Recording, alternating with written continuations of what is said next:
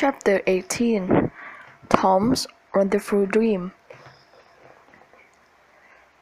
That's what Tom Clancy planned to return home with the other pirates and go to the class which hear people play for their songs.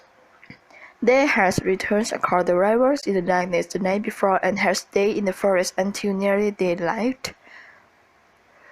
They had entered the class and finished their sleep there before the people came. Then they appeared at the most important moment. The next morning Aunt Polly and Melly were very loving towards Tom. He had anything that he wanted to eat. There was much more talk than usual. Aunt Polly spoke, "We can laugh now, Tom, but you were not really kind to let me suffer. You came across the river to surprise us. Why would you not come across the river to tell me that you were not really dead?" "Yes, you could have done that, Tom," said Mary. "I believe that you would have done it if you had thought of it." "Would you, Tom?" said Aunt Polly. Her face was brighter at this thought. "Would you, if you had thought of it? I hope that you love me enough to do it." "Did you think of it?" "Tom is always rushing," Mary said. "He never thinks. Sis would have thought, and Sis would have come. Tom, someday you will be sorry. You will wish that you had cared more for me, but then it will be too late." "I do care for you," said Tom. "I wish that I had thoughts, but I dream about you. A cat does as much as that." "What did you dream?"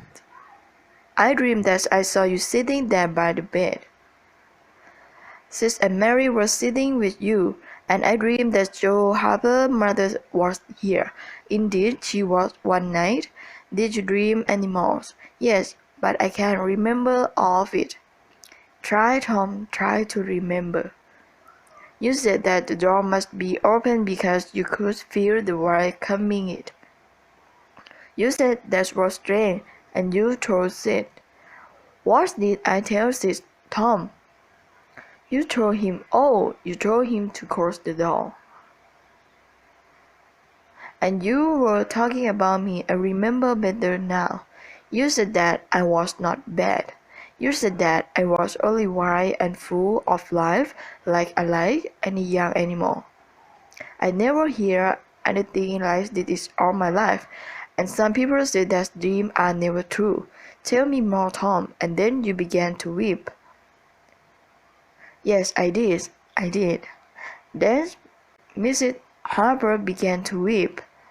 She said that Joe was good also. And then you told about my giving the painkiller to the cat. And then there was a lot of talk about fighting our bodies and about paying in the class on Sunday. Is it all true?" And Mrs. Harper went home, and you paid for me, and I could see you hear every word. And you went to bed, and I was very sorry for you.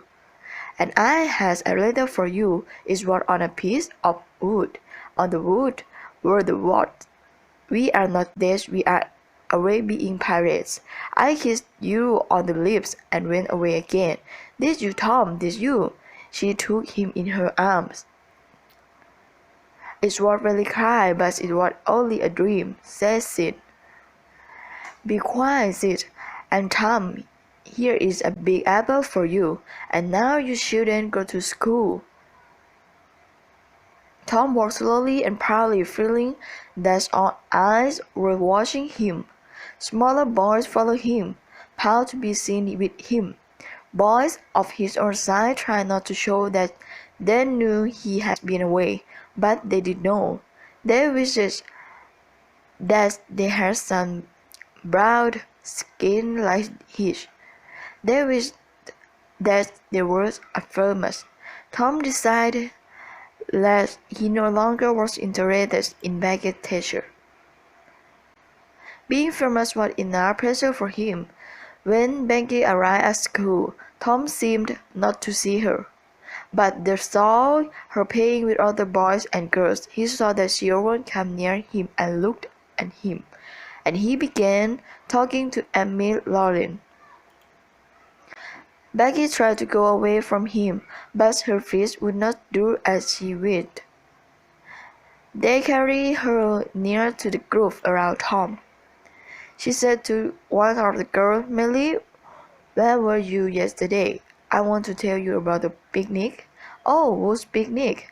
My mother is going to let me have one. I hope that she will list. It will be my picnic at Amy outdoors that I want you and all my friends to come." She looked at Tom, but she was talking to Amy Lawrence. Now the others in the group began asking if they could go to the picnic. Soon all had asked except Tom and Amy. Tom turned away. Becky's legs were shaking and tears came to her eyes. She would not let the others see her sadness. She went away alone to think of what to do. When Tom saw her again, she and a boy named Alfred Temple were sitting together, looking at a book. Now Tom suddenly wanted to stop talking to Amy. He escaped from her and went to look again at Becky and Alfred Temple, and Becky seemed not to see Tom. But she saw him, and she saw that he was suffering, and he was glad. "That's Alfred Temple," Tom thought. "Alfred Temple and his fright horse. I will catch you. I will take you and—" He began hitting the air as if he were fighting with the other boy, and thus Tom went home. Becky again looked at the book with Alfred, hoping that Tom would see him. But Tom did not appear. Suddenly she began to weep. She left Alfred and walked away. Alfred followed, hoping to find some way to make her happy again, but she said, "Go away, I never want to see you again." Alfred was quick to understand. Becky had been trying to make Tom suffer. Alfred went into the school. He saw one of Tom's books and thought how he could hurt Tom. He opened the book to the page they were to study that afternoon. He destroyed the page in a manner that would make it seem that Tom had done it. Becky, looking at the window, saw him do it. She thought of freeing Tom. Then she decided that she would not. She would let the schoolteacher beat Tom for what had happened to his book.